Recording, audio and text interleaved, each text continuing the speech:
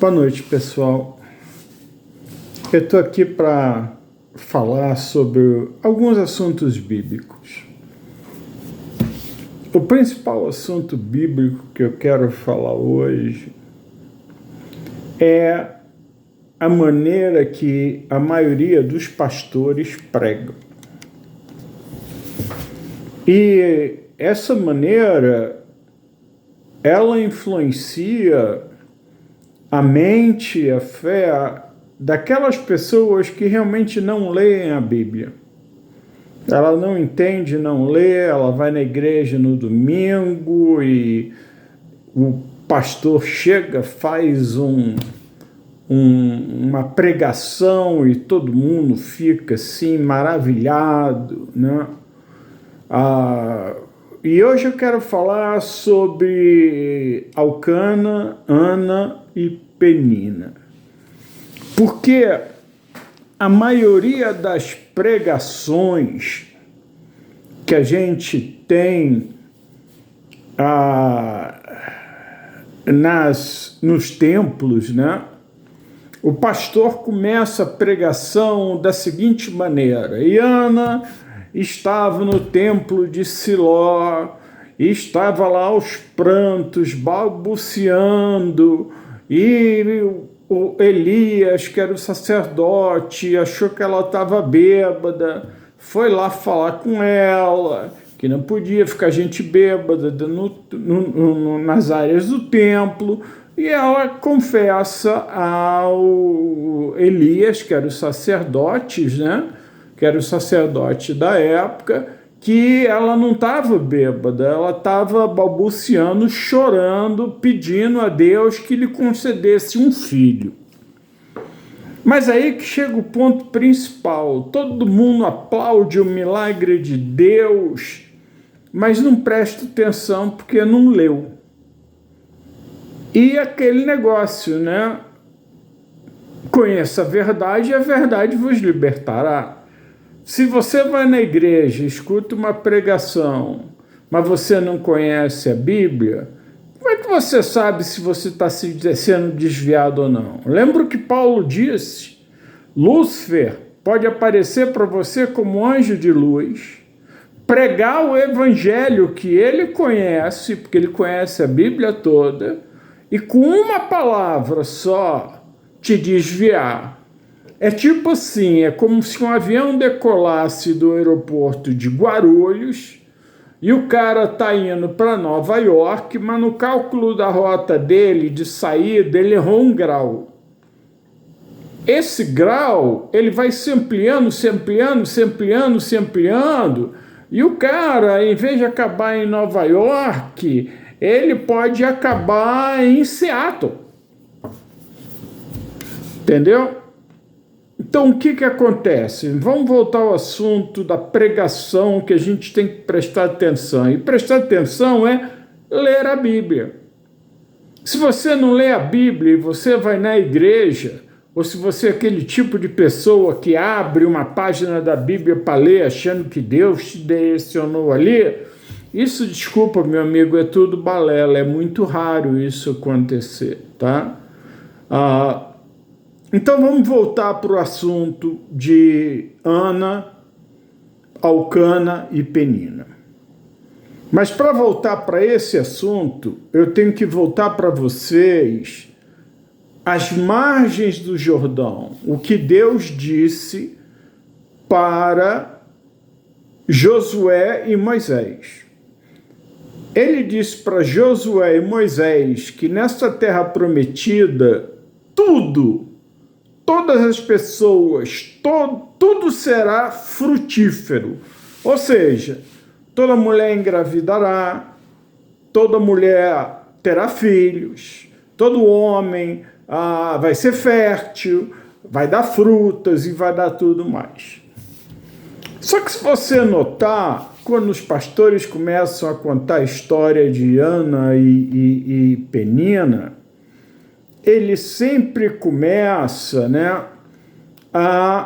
dessa parte que ela está lá chorando, pedindo a Deus, e aí Elias passa e diz: aquela história toda do estar bêbado, quando ela fala para ele que ela estava chorando pedindo a Deus um filho, e ele fala, vai embora que seu desejo vai ser concedido. Mas as pessoas perdem duas coisas muito importantes. Primeiro, aquilo que eu mencionei de Deus, referente a Moisés e a Josué. Se Deus disse que tudo será fértil, como é que Penina era fértil e Ana não? Mas aí que cai a história. Você pega um versículo do meio e você não lê a história toda. Se você for procurar nos versículos anteriores da história de Elcana, Ana e Penina, você vai descobrir que quem fechou a madre, quem impediu Ana de ter filho, foi o próprio Deus. Agora, por que Deus faria isso? Deus é mau? Deus é ruim? Não, ele é bom. Mas ele não lhe concede bênçãos quando o seu desejo e a sua intenção não é boa. Por que eu digo que não é boa? Porque Ana, ela queria ter um filho, porque Penina, que tinha vários, né, engravidava facilmente, provocava ela. Mesmo Elcana, amando ela mais que a Penina, ela se sentia menos mulher, que era normal naquela época. Mulher que não tinha filho não era, de uma certa maneira, bem vista, né? E o que acontece? Quando ela está lá chorando, está orando, ela faz uma barganha com Deus. Ela diz a Deus o seguinte: se o Senhor me conceder um filho, assim que ele desmamar, eu vou entregar ele ao templo para ser criado para o Senhor. Então isso já é uma grande demonstração de que ela não queria um filho por amor, ela queria um filho para poder esfregar na cara de Penina que ela também pudesse ficar grávida. Só que tem um porém nessa história que muita gente não presta atenção também. Elias, o profeta, e os dois filhos dele, principalmente os dois filhos dele, eram corruptos. Foram os dois filhos deles que, a primeira vez, perderam a Arca da Aliança, que depois Davi recuperou. Mesmo sem a permissão, eles estavam perdendo, os hebreus estavam perdendo uma batalha, e eles decidiram tirar a Arca de Siló e levar para o meio da batalha para Deus ajudar. E eles perderam a arca, porque eles foram mortos, morreu os dois filhos dele. E Elias, ao receber a notícia que estava sentado numa cadeira, caiu de costas, quebrou o pescoço e morreu também. Mas isso já era uma coisa que Deus já havia determinado e tinha dito a Elias isso. Tinha dito a Elias, né, que todas as gerações deles, por causa da corrupção dos filhos e da aceitação dele, não vingaria. E por que ele abriu a madre, né? Que diz que ele fechou a madre. Por que ele abriu a madre de Ana? Pela promessa que ela fez. Assim que ele desmamar, eu vou trazer ele para o templo. E Deus já sabia que Samuel, porque foi ele que colocou o fruto dentro, né, de uma certa maneira, seria o profeta que foi um dos maiores, se não o maior profeta. Foi o profeta que ungiu Saul, foi o profeta que ungiu Davi, né? Ele foi muito, muito bem visto, muito respeitado, né? Então Deus permitiu que Ana tivesse um filho. Tanto é que até o filho desmamar, os anos que o filho estava mamando, ela não voltou no templo. Mesmo grávida, ela poderia voltar no templo. Maria, né? Que as pessoas chamam de Maria, mas o nome original é Miriam e não Maria. Ela estava grávida de Yeshua, né? Que é chamado de Jesus. Mas ela montou num burrinho e andou por uma estrada perigosa de Nazaré da Galileia até Belém. Pode não parecer longe de carro, mas a pé, num burrinho, grávida, é longe. Então Deus concedeu esse desejo a Ana. E se ela realmente quisesse um filho por amor, qual é a mãe que entregaria o filho para o sacerdócio?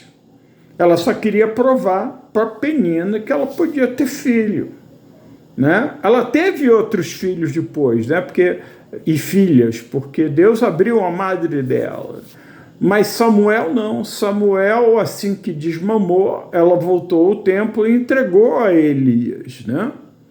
Inclusive tem aquela história de que Samuel, ainda menino, escuta chamarem ele, e ele levanta pensando que Elias vai lá, Elias diz que não chamou, aí de novo, ele vai lá, Elias diz que não é a terceira vez, aí na quarta vez Elias percebeu o que estava acontecendo, aí falou para ele o seguinte: Samuel, se você escutar a voz de novo te chamando, em vez de você vir aqui, você fala: Senhor, teu servo está aqui, né?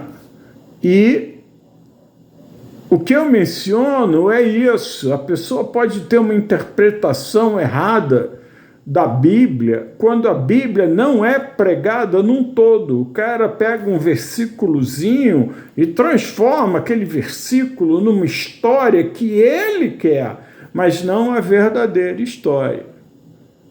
Então, qual é a verdadeira história de Ana Penina e da infertilidade de Ana? Deus fechou a madre dela, porque os motivos pela qual ela queria ter um filho não era amor por uma criança, e sim ciúmes de Penina. Mas, como ela fez a barganha e Deus, que sabe tudo, que sabe o futuro, passado, presente, ele sabe a sua vida, ele sabe os fios de cabelo que a gente tem, pelo menos no meu, ele não precisa hoje em dia contar muito, né? Permitiu que ela tivesse um filho. E Samuel se transformou num profeta que era inigualável, né? Ele era um legislador, né? Na época não existia rei. O rei de Israel era para ser Deus. Inclusive, quando o povo pediu um rei como os outros países supostamente tinham, ele ficou até ofendido, porque era o povo dele, ele era o rei. Então, já que ele mesmo falou, já que eles querem um rei, então vamos dar um rei para eles. E veio aí Saul com ungido e com todos os pecados que ele cometeu, né? Você tem aí Elias, que era sacerdote, por causa de filhos corruptos, perderam a arca da aliança.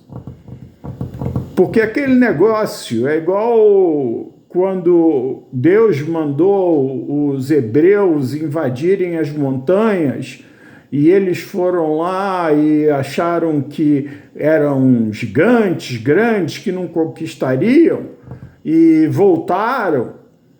Deus falou: então vão embora, vocês vão ficar agora 40 anos andando no deserto. E eles, sem autorização de Deus, resolveram ir lá pela punição. Vamos lá agora e derrotar eles. E Deus mandou Moisés avisar para eles não irem, porque Deus não estaria com eles, eles seriam derrotados. E foi justamente o que aconteceu. Entendeu? O que eu estou tentando chamar a atenção é... Nunca foi dito para ler a Bíblia. Na época de Yeshua, na época de Isaías, na época antiga, não existia Gutenberg, não existia livro, era tudo escrito à mão. E muita gente não sabe que cada palavra em hebraico, ela tem um número. Então, os escribas, que muita gente fala, não mudaram, não sei o que lá, e isso está provado nos pergaminhos do Mar Morto, todas as palavras eram numeradas. Se tivesse faltando uma ou uma a mais, todo aquele pergaminho era destruída. Por quê? Porque na língua hebraica, as letras também são números. Inclusive, eu tive uma coisa, não vou mencionar nomes, de uma pessoa que virou para mim e disse assim, não, mas a Bíblia foi alterada pelo homem. Aí eu falei para ele o seguinte, olha, a Bíblia é composta hoje de 66 livros, sem nenhuma contradição, inspirada por Deus. É claro que foi o homem que escreveu, mas escreveu inspirado por Deus. E essa pessoa é espírita. Então ela veio me falar do Evangelho segundo Allan Kardec. Eu falei, não, eu já li. Eu já li o livro dos Espíritos, já li o livro do Allan Kardec, tudo. Agora, me diz o seguinte, você vai me dizer que o livro do Allan Kardec não foi escrito pelo homem? Aí ele virou e disse para mim o seguinte, mas foi psicografado. Aí eu virei para ele e disse assim, a Bíblia também foi psicografada pelo ser mais superior, mais iluminado que existe em todos os universos, né? Então fica aí, é isso para vocês, né? E você vai entender uma coisa que até eu podia deixar para um outro vídeo. Quando os filisteus pegaram a Arca da Aliança e levaram e botaram no templo deles, eles chegaram no dia seguinte, o Deus dele estava caído de cara no chão, né, a escultura. Eles botaram de pé, acharam que era um acidente. Quando voltaram no outro dia, ela não estava só no chão, ela estava despedaçada. E essa Arca da Aliança passou por várias cidades filisteias, e todas as cidades filisteias por onde ela passou, a desgraça, a doença, as coisas ruins aconteceram. E os filisteus não iam destruir a arca, porque sabia que a coisa era pior, né? Então, de uma certa maneira, ela devolveu a arca. Ela não devolveu em Siló, mas ela devolveu a arca para o povo hebreu, com medo e com respeito a Deus, né? E tem uma outra parte da história, quando Davi está levando a arca de volta para a cidade de Davi, ela estava sendo transportada de uma maneira errônea. Ela tinha argolas laterais, em que você colocava uma barra e 4 homens carregavam nos ombros. Mas botaram ela em cima de uma carroça. E teve uma hora que a roda da carroça bateu, a arca ia caindo, um soldado de Davi, para não deixar a arca cair e sem ter conhecimento, segurou a arca para empurrar e foi fulminado na hora. Está na Bíblia, vocês podem ler. Então o cara estava querendo ajudar, mas ninguém botava a mão na arca. E muita gente não sabe o que tinha dentro da arca. O que tinha dentro dessa arca? Você sabe dizer?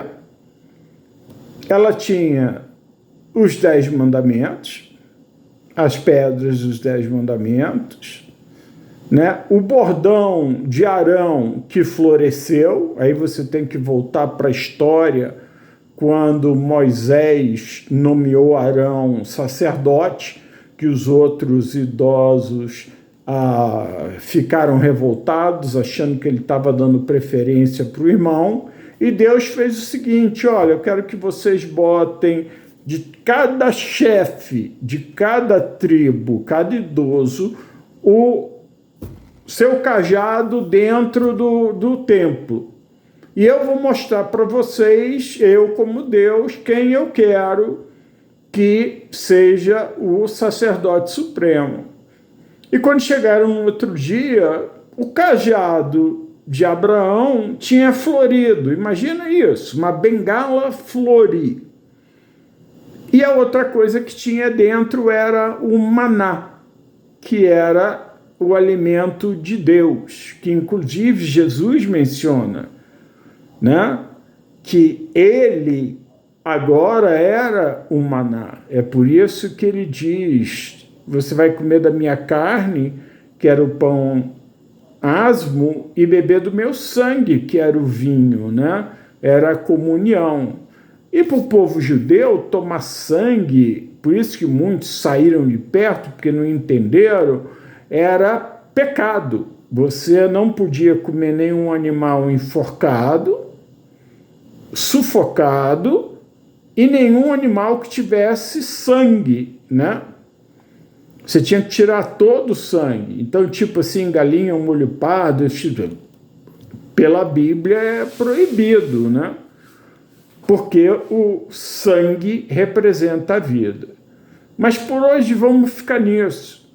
O único pedido que eu faço para vocês é: leia a Bíblia, dá uma lidinha. Hoje você consegue baixar no celular e nem lê, ela lê automaticamente para você.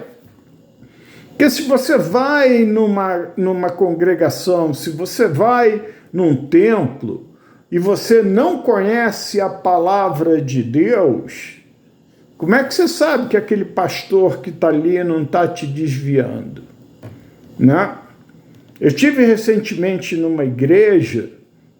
Tem muita gente que não acredita em Espírito Santo. Eu acredito, porque eu já tive várias provas da existência dele dentro da minha pessoa, e ele já falou comigo várias vezes. Eu estava numa igreja, não vou mencionar qual, num templo, e conforme o tempo foi passando, eu ia sentando mais para trás, até uma hora que eu estava com uma cadeira na porta da saída. E o Espírito Santo me mandou sair de dentro da igreja. Ele falou: saia agora.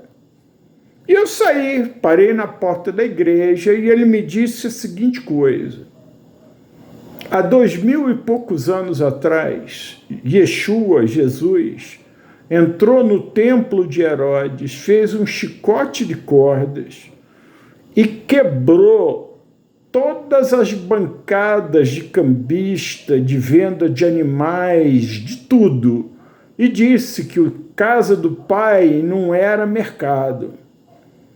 Aí o Espírito Santo virou para mim e disse o seguinte: a única coisa que mudou nesses 2000 e poucos anos foi a mercadoria. Aí eu fiquei meio assim, né? Mas eu acabei entendendo, porque ele me explicou. É que hoje se vende Deus, se vende Jesus e se vende Espírito Santo, se vende milagres, né? É aquele negócio. Cara, pastor tem essa mania de dizer: pensa no seu pecado e coloque um valor, sabe? Ou quanto mais você dá, mais você vai receber. Só que esquece que Jesus, quando estava no Galofilácio, com Pedro e com João, cheio de gente rica, jogando moedas de ouro dentro do gasofilácio, veio essa senhora e jogou 2 moedinhas insignificantes. Ele disse: de todos que estavam aqui, quem doou mais e quem demonstrou mais amor a Deus foi essa senhora. porque ela deu tudo que tinha e não aquilo que tinha sobrado, que é o caso de Adão. Por que que Adão, né, Adão não, desculpa, por que que houve aquele atrito de Caim e Abel? Porque Abel pegou os primogênitos das ovelhas dele, que eram valor enorme, e sacrificou perante a Deus. Só que Caim aproveitou o melhor da colheita dele, pegou a sobra e ofereceu a Deus. E Deus não vive de sobra. E ele não aceitou. E Caim ficou muito chateado. E se você for ler Gênesis, vai estar escrito lá, Deus avisando a ele, o pecado jaz à tua porta, tome cuidado. Então, o pecado jaz em todas as nossas portas, porque ela reside no nosso corpo como uma herança adâmica. Mas se você é cristão, ou pelo menos tem amor a Deus, né? Você tem o discernimento do que é certo e do que é errado fazer. Então, sempre tente procurar o caminho certo, porque eu vou te dizer uma coisa, o caminho errado tem um custo muito alto no final, não só nessa vida, mas depois dessa vida. Espero que eu tenha agradado. Depois eu volto com outro assunto bíblico para vocês, que é mostrando a vocês que a vinda de Yeshua, o Messias, né, a ovelha, né, a sacrificial, foi prevista desde o tempo de Abraão. Ela foi prevista por Moisés, por Abraão, por Isaías, por Mequias, estava tudo escrito. E a gente cai naquela pergunta que eu vou responder depois, que é, se estava na Torá, que é o Velho Testamento, como é que os fariseus, que eram sacerdotes, e os saduceus, que eram sacerdotes, que tinham acesso, porque tinham dinheiro, à Torá, no Sinédrio, não foram lá conferir e ver que Yeshua era realmente o Filho de Deus? E o motivo eu explico depois para você, porque é muito interessante. Então eu desejo a vocês uma boa noite, um bom dia, uma boa tarde, independente de onde vocês estão. Desculpa se eu falei demais, mas tem certas coisas que têm que ser ditas para que as pessoas, né, se auto-iluminem e não fiquem feito um animal guiado, em vez de usar o próprio cérebro, o próprio discernimento e a própria palavra de Deus, que está lá para o nosso ensino, para o nosso benefício, para a nossa proteção. Então, que Deus abençoe a todos vocês, aqueles que estão doentes, aqueles que estão sofrendo pela perda de um familiar. Lembre-se de uma coisa, eu sei que dói muito, passei por isso, mas ele está melhor que a gente. É o nosso destino final. Nós vamos voltar da onde nós viemos. Entendeu? Então, boa noite, que Deus abençoe, que a paz do Senhor esteja com vocês.